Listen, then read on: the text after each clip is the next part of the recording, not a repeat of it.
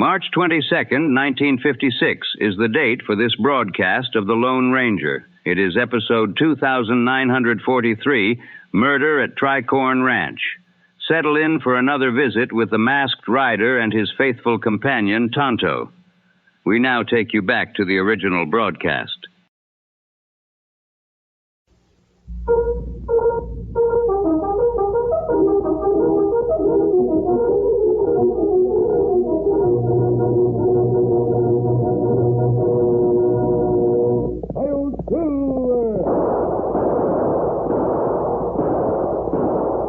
A fiery horse with the speed of light, a cloud of dust, and a hearty Hi-Yo Silver, the Lone Ranger.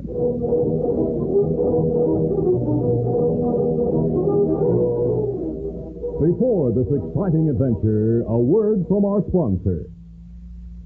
General Mills, makers of Cheerios, the ready-to-eat oat cereal that gives you go power, and Wheaties, the breakfast of champions, presents by special recording, The Lone Ranger.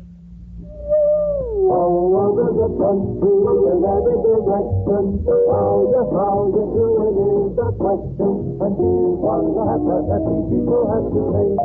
How we doing okay. Come and get it! This is the Lone Ranger telling you that's a mighty popular call out here in the West. At roundup time, you'll hear it on many a ranch at the first streaks of dawn. And you should see those long-legged cowboys roll out of the blankets and head for the chuck wagon. They've got a full, back-breaking day in the saddle ahead of them, and they know what they need. A good, substantial breakfast. One that will stick to their ribs and really keep them feeling and doing okay.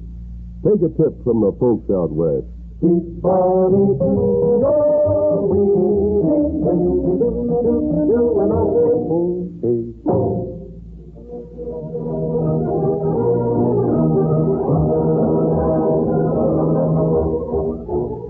With his faithful Indian companion Tonto, the daring and resourceful masked rider of the plains led the fight for law and order in the early western United States. Nowhere in the pages of history can one find a greater champion of justice. Return with us now to those thrilling days of yesteryear. From out of the past come the thundering hoofbeats of the great horse Silver. The Lone Ranger rides again. Come on, Silver. Let's go, big fellow. I'll Silver. Away!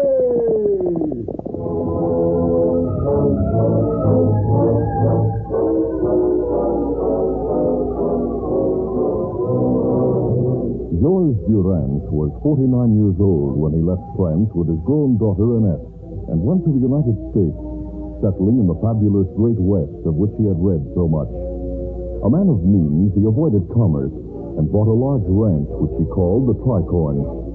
At the end of 3 years, his ranch had prospered, but he knew little of ranching and allowed his young foreman, Wade Hatton, to supervise all phases of the work. Late one afternoon, as he mounted his gentle saddle horse, Napoleon, and prepared to ride away, he saw his charming daughter Annette approaching, escorted by Wade Hatton. Annette made a face. Oh, Papa, you are not riding off so late in the day. Dinner is ready, Papa, and I prepared the dishes you like so well. Eating is for the young ones. Wade will share your dinner. Will you not, Wade? Oh, I'm sorry, sir, but I can't. Miss Durant, I have a little private business I must attend to on the other side of town. It does not matter, really. I shall eat alone. But I go now, ma petite. I, too, have private business. Au revoir. Au revoir, Papa. So long, Mr. Durant. Hello.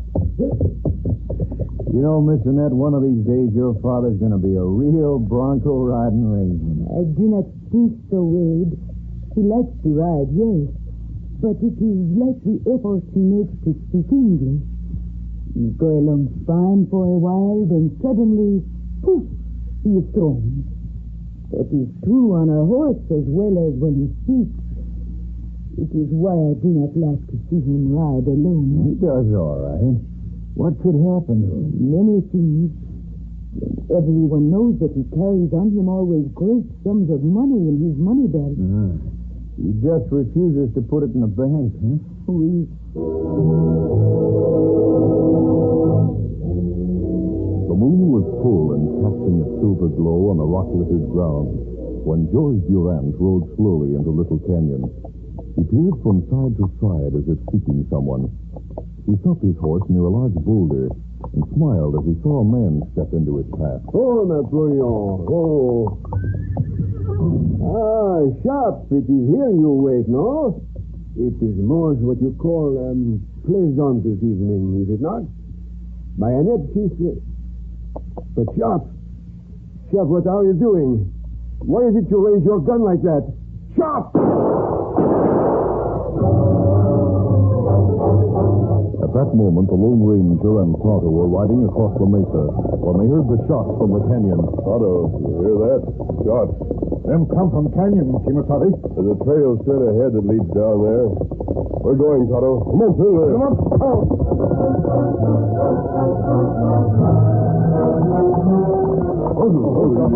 Many minutes later, the Lone Ranger and Tonto found George Durant lying in Little Canyon, badly wounded. There was no other person in sight as the masked man knelt beside Durant and tried to stop the flow of blood. The Frenchman, sensing death was near, tried to speak. Don't try to speak. We want to know who shot you. You understand? You do? All right. Now, if you're able, use the end of this stick to write the man's name in the dirt. You understand what I mean? Durant started to move the stick, then stopped. The moonlight revealed a stricken look in his eyes, a look that became knowing again as he began to press the stick into the dirt. He moved the stick convulsively, but when he stopped, he had made the outlines of a sombrero. He closed his eyes, opened them again, then started to make another figure, but the stick fell from his hand as he gasped and died. There was nothing we could do to save him. No. But Kimasabi, Yes. him not right name, like you say. Him make mountain. A mountain? Let me look again. Yes, it could be that. It looks more like a sombrero. I think we'd better move his body away from here. But the ranch not far from here. Up Canyon Trail to north. That's right, the Tricorn Ranch. The one that... Tonto, the Tricorn Ranch is owned by a Frenchman named Durant. The language this man spoke was French. Perhaps this is George Durant. Maybe. Tonto, ride across the mesa and take this short trail to town. Find the sheriff and have him come to the Tricorn Ranch. I'll move this man's body there and be waiting for you. When Annette Durant answered the knock on the ranch house door and saw the masked man, she gasped in terror. Then when she saw the body of her father, she became hysterical.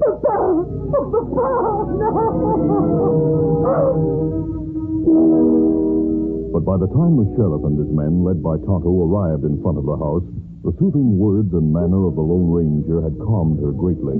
You remain seated. I'll open the door. Sheriff Tom Roswell and his posse passed the ranch of Chaplain O'Neill on their way to the Tricorn. O'Neill, who was riding through his gate, turned his horse and joined them. As the door opened and the Lone Ranger appeared in the opening, Chap O'Neill's reaction was immediate. He leaped in front of the sheriff, gun in hand, and pointed it at the masked man. Don't make a move, you. Stay right where you are. Well, what's the idea? You murdering varmint. You're the one who killed Mr. Durant, aren't you? Up with your hands. Stop it, Mr. O'Neill. Put away that gun. What? But, Sheriff, this man is masked. He's here. And he's the one who found Mr. Durant's body and sent his Indian friend for me. Now put away the gun. All right. Thanks, Sheriff. You arrived here fast. We left right away. Miss Durant, I'm sorry about this. Yes, you must find the man who killed my father. You must. I'll try, Miss Durant, believe me. Now, stranger, suppose you tell me how you happened upon the body. The Lone Ranger told of finding George Durant after hearing the shots and related in detail the last moments of the dying man. And instead of writing a name, he drew what I take to be the picture of a hat. May I offer an explanation, perhaps? Certainly, Miss Durant. Papa, when he is a boy, has studied to paint pictures. Draw, you know. Perhaps he thinks he is better able to make clear what is in his mind if he draws a picture instead of writing in the English he finds so difficult. I'll bet that's it. Stranger, you say it's possible to see this picture he drew in the moonlight? Yes, it was lighter then, but I have candles in my pack. We'll go there now. May I go with you? I may be able to help you with this picture, I mean. Sure, Mr. Ant. Come along. The men and Annette Durant studied the ground in the canyon, scanning the picture made in the dirt with the aid of the sheriff's lanterns. Roswell was the first to speak. He addressed the Lone Ranger. I agree with you. It looks like a sombrero. Oui, that is what I think. Those last few lines Papa made, they make the band on the hat and the dent in the crown. But what does it mean? A hat on the... That's it. That's what he meant. He told you who killed him right there. What do you mean, Mr. O'Neill? Yes, chap. Tell us what it is you mean. Did you hear what this masked man said? Hat on. Get it? Miss Annette, where's your foreman, Wade Hatton? Doggone, Mr. O'Neill, it looks like you hit it. Hat on the ground is what he drew. Hat on. Yes, Mr. Ant. Where's Wade Hatton? I do not know. He left the ranch soon after Papa drove off. I think we'd better question Wade Hatton.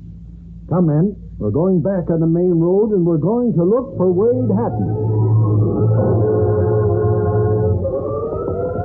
The posse, augmented by O'Neill, the Lone Ranger, and Tonto, came upon Wade Hatton as he was leaving town, heading back towards the Tricorn Ranch.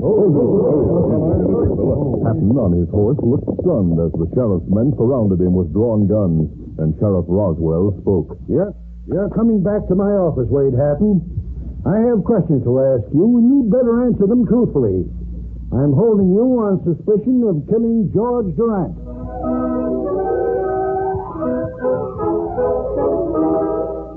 We'll continue our Lone Ranger adventure in just a moment. Sheriff Sam is a boy of 10. He busts right in the robber's den and gets his man because he knows he's got gold power from Cheerios. Yes, he's got gold power. There he goes. He's feeling his Cheerios. Cheerios. Cheerios. That's Cheerios, the cereal shaped like little letter O's. And those O's stand for oats. The good grain Cheerios is made from. Every delicious spoonful of Cheerios and milk is real muscle-building food. Each spoonful contains vitamins, minerals, and proteins your body needs. Yes, those good things in a Cheerios breakfast do good things for your body. Help you have healthy nerves, good red blood, strong bones and muscles. You can see that Cheerios is made to give you real go power. So make sure you have a Cheerios breakfast every day. Then you'll hear people say, he's feeling his Cheerios.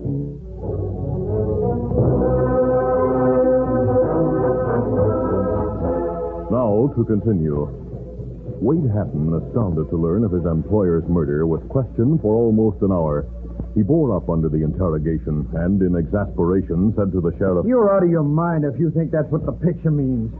I was out at the T-Bar-L Ranch, and there are 5 cowpokes out there who swear I was with them all night.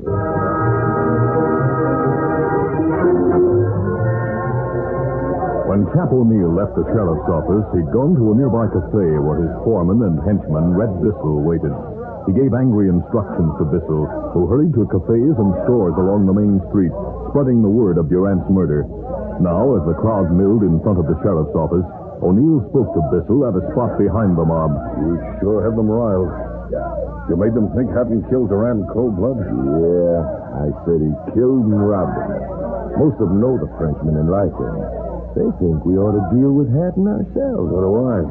His alibi might hold up, and the sheriff will keep looking for the killer. I want Hatton hanged. Oh. Figure you may be able to get the girl as well as her old man's money, huh? My arm! My arm! All right, don't make another remark like that or I'll shoot you. Now get up there and take charge of that mob. Do it fast.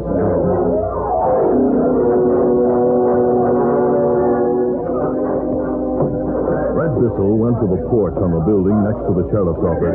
The crowd, unruly at first, subsided as he signaled for quiet.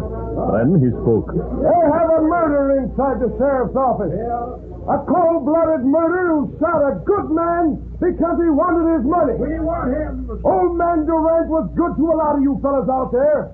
And you owe him something. Something like seeing that the man who murdered him doesn't get away with it. He won't get away with it. Let's hear it. He will get away with it. If that sheriff has anything to say, he's in on the thing with Hatton, you see. I say we stood for too much silly-sallying with bad lawmen. Let's do things ourselves. Let's revenge old man Durant. Do I hear someone say lynch Hatton? Yes. Yes, hang the murderer. Hang him. Then let's break down the doors of the sheriff's office and get Hatton. Come on. Red Bissell, the lawyer at Chap O'Neill, jumped to the ground and started for the sheriff's office, the angry mob shuffling behind. Suddenly, a masked man leaped from the shadows at the side of the building and bolted onto the sheriff's porch. The Lone Ranger fired over the heads of the mob and faced them with two guns in his hands. Stop right where you are. The first man who comes forward will be shot. Who are you? What are you trying to do? I'm going to see that justice is done. You, whoever you are, you've been egging this crowd on to a lynching bee. Man, he's been lying to you. There's no real proof that Hatton killed Mr. Durant. That's not true. Who are you? Men, you're going to stand there afraid of a single man in a mask? I have friends behind you. Tonto, show them. You see, there are others, too. Yeah, look. Here comes Ed McDowell and two other deputies. Inside. McDowell, they're after Hatton. I know, I heard everything. Men, shoot him down! Shoot him down! Get back, Bissell. Drop that gun. No, McDowell, you can't stop us. Now, go! Red Bissell raised his gun to fire, but McDowell's shot caught him in the shoulder. At the same moment, the two deputies fired over the heads of the crowd. Red is hit. Look at him. They mean business. Anyone else want to strike something? Anyone else? Then get away from here. Hatton will get a fair trial in the court. No mobs will rule this town. The crowd, like all mobs, was cowardly. The men slunk away, leaving the wounded Bissell at the feet of the deputy sheriff and the Lone Ranger. Red Bissell, fearing he was mortally wounded, began to groan. Don't save me. Don't let me die. Chap, don't let him do this to me. Where are you, Chap? You won't die, Bissell. I know I'll die. I feel it. And he put me up to this and then ran away. Oh. Who put you up to it, Red? Who had you lead the mob? That child who ran away with the rest. Chap. Oh. Chap. No. Oh. Hold it, McDowell. This sounds insane, but it might be the answer. You don't have to speak French to know what the word for hat is, do you? What? Why, no. The French for hat is chapeau. The word this man said when he started to name Chap O'Neill. That's whom you met, isn't it, Bissell? Yeah. Yes. Chap. Wait a minute, masked man. You mean that when Durant threw that picture in the dirt, he meant Chap O'Neill? Why not? He started to trace another line next to the hat when he died. Had he finished, he might have given us a second picture and the complete name of his murderer. I don't know what to say. It's true that Chap O'Neill always needs money. He's thrown away most of what his father left him, and the bank won't loan him any more. Let's find out then while Sheriff Roswell's checking on Hatton. Look at Red. He's passed out. Bandage him, Pete, and take him inside and get a doctor. Right, Ed? O'Neill did leave with the rest of the crowd. I saw him talking to Bissell before. Kimasabi. Yes. Me see him go to horse, ride west. Heading for his ranch, probably. Then let's go there, McDowell. Let's learn what's behind his trying to get Hatton lynched. I'm saying there's more to this than a mere play on the word chapeau. But what'll we do? I have a plan in mind, and I'll tell you about it on the way. It starts with me going to see O'Neill alone. If we start from the ranch...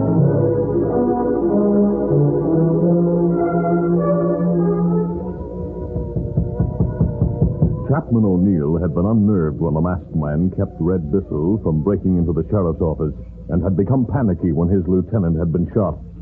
Now, as he opened the door in response to a knock from outside, his legs became jelly-like as he saw the same masked man facing him. What do you want? To warn you, chap. Never mind who I am or why I tell you. Red Bissell talked to the deputies. What? That's right. I don't know what he told them. They think they have the answer to everything now. You were the one who killed George Durant and took his money belt. Who said that?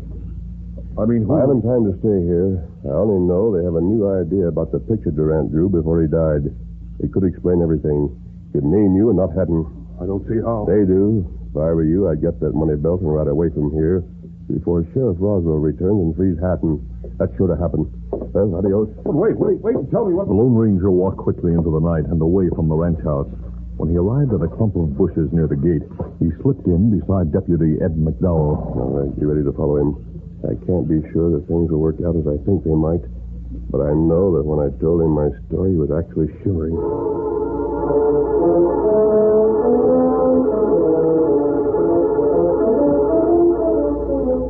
Half an hour later, Chap O'Neill entered the deserted cabin in Little Canyon, a place where he had buried George Durant's money belt. He lit a candle and placed it on the floor. Then he removed a pile of trash from the floor, which he had placed to cover the spot where the loot was hidden. There was a loose board, and he placed the fingers of both hands beneath this and began to tug. The perspiration was streaming from his face as he finally tore the board loose. I'll take this money belt and get out of here. He held the large money belt in his hands, his frightened eyes suddenly enlivened by the feeling of possession. And then he heard the door open behind him. Brother, right there, O'Neill. Let's get your hands up. You're under arrest for the murder of George Durant.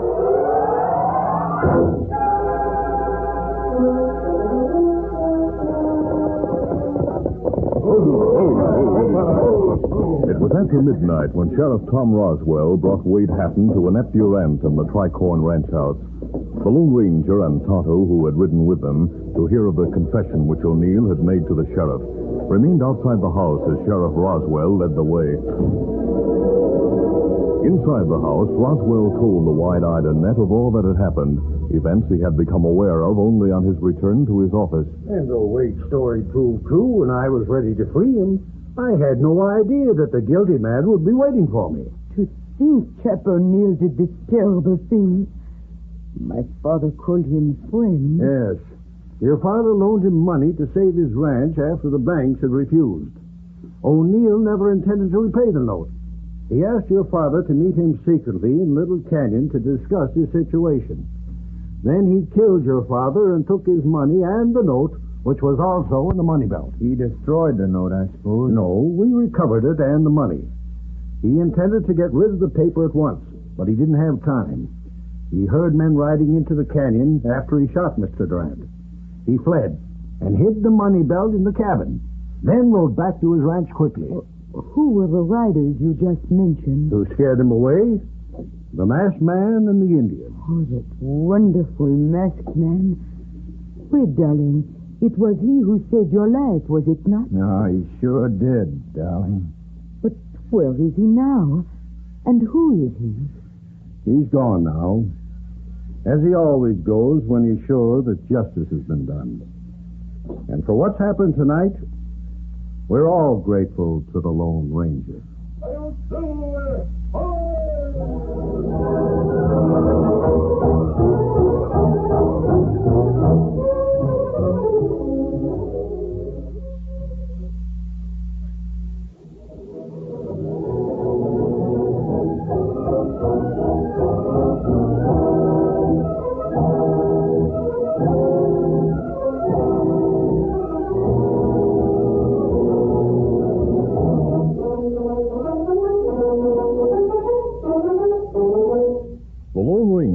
Copyrighted feature of the Lone Ranger Incorporated is produced by Trendle Campbell Muir Incorporated.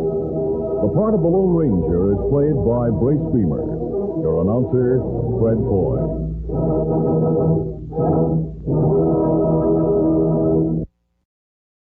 That was the Lone Ranger in Murder at Tricorn Ranch. Follow the Lone Ranger for more classic Western broadcasts.